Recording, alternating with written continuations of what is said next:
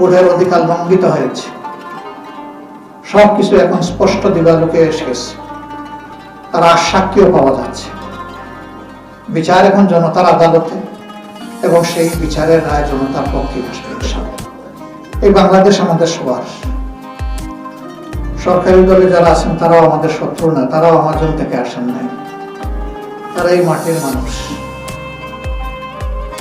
আমরা বিশ্বাস করতে চাই রাজনীতি হবে শুধুই মানুষের জন্য, কোন দল বা গোষ্ঠীর জন্য না। রাজনীতি থেকে প্রতিহিংসার বিষ এবং দুর্নীতির ক্যান্সার, এই দুইটা যদি বিতাড়িত করা না যায়, তাহলে অতীতের 55 বছরে এই জাতির ভাগ্যে যা ঘটেছে দফায় দফায়, সামনে হয়তো তার চেয়েও খারাপ কিছু ঘটবে। এই দুইটার বিরুদ্ধে আমাদের অবস্থান স্পষ্ট, আপোষহীন। এখানে কোনো টলারেন্স নাই, কোনো আপোষ নেই।